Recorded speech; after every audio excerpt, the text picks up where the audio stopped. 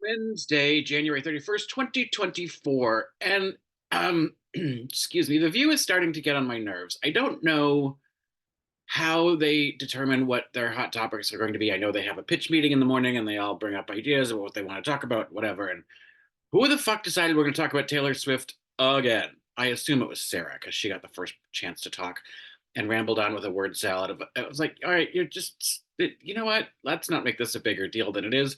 They're just insecure idiots. Yes, there's a lovely discussion about toxic masculinity and, but these yes, they're pissed that they don't get to rule the world like they used to, men. And the men that you're talking about specifically never had the chance. Um, but they're not getting out of their basements. So what the fuck? And yes, they are the people uh, that become mass shooters. I did see one guy; it was just so pathetic. He walked out of a record store holding a Taylor Swift album that he'd just purchased, just yelling about how much he hates her and he hates her, and this is what I think of your music. And he smashed it on the ground. It's like, you moron! You just gave her money. um, and I saw another tweet where somebody said for winning that division championship, Kelsey got a bonus of $70,000. Now you see why Taylor's sticking around. It's like she gave bigger bonuses than that to her whole tour crew. Fuck off, you morons. Anyway, like all that. This is supposed to be, a political, the political daytime show. Why the fuck are we not talking about this immigration deal? And this whole situation going on between the Senate and the House. The what's his name? Miorca. I don't remember his name.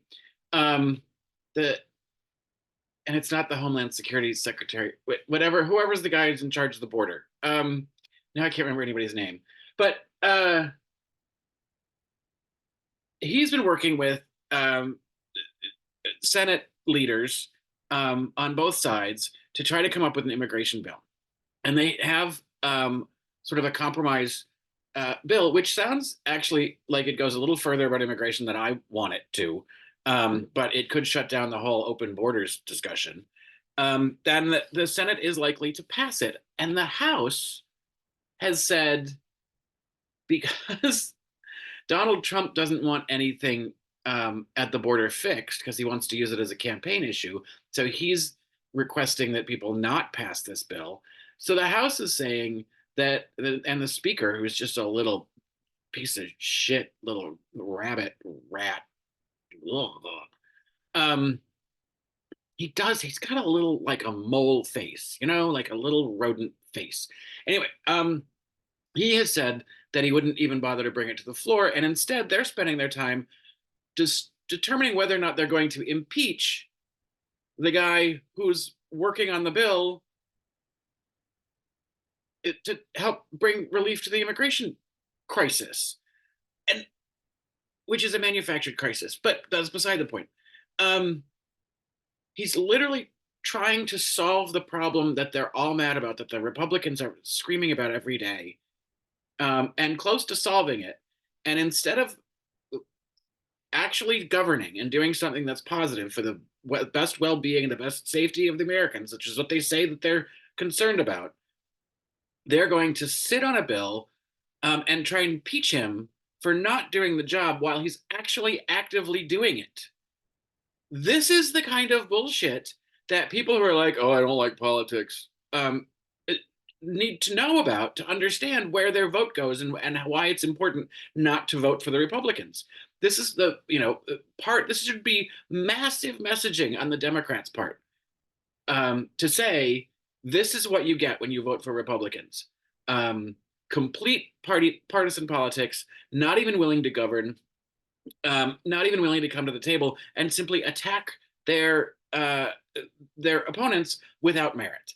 Like, this should be a bigger story, and I don't know why it isn't. And I know that there aren't really probably a lot of conservatives that watch The View on a daily basis or ever, but they should be talking about this shit.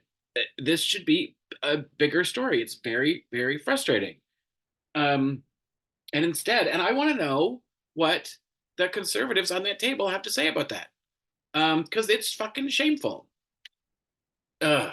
And Amy Alyssa Farrah Griffin just is like, oh, I'm going to bring up Taylor Swift again. Oh, she's on my last nerve. She doesn't seem to understand that that there are real life consequences for people. That this is all still just a political game to her, and that drives me crazy. The whole pundit game, like what are we talking about, and what's the strategy? And it's like fuck off, just like help us. you know, Stop threatening Social Security and Medicare.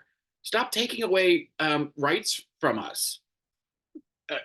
It's entirely frustrating to watch how everything has sort of swung to the right, and now right of center is now overly too woke. Like, how did that get? We've gone so far in the wrong direction that common sense policies are considered way too liberal and progressive. Like, would they? We wouldn't even be able to pass a Social Security bill in this kind of climate. God forbid we help people. Anyway, that's super frustrating. And then the guest who wrote the book, he was great. That was a wonderful little segment. But I he was interesting to me, talking about the swing of Black Republicans into just a grift, and that word should be used more, especially when dealing with talking about Republicans at all. But I like that he didn't mince words and went after and named names like Tim Scott, but he just went shy of saying that these black leaders and GOP black GOP leaders, are traitors to their race. He didn't say that, but he came just as close. But I feel like it should be said. That's not hyperbolic. That is 100% true. They're selling out their own race for their own personal gain, and they're making it. He did say this at one point. They're giving cover to the party that's trying to hurt them. It's like a gay Republican. What the fuck is your problem? I don't get it. I don't understand. I don't understand women who call themselves Republicans. I get it. They're frustrated. They're not Trumpian. But you have to understand, at this point, the Republican Party is MAGA. That's it. Everybody else is gone or is leaving. So, and look what happens. You get these dipshits in the House and in the Senate listening to Donald Trump playing partisan politics and campaign politics instead of governing. So fuck the GOP.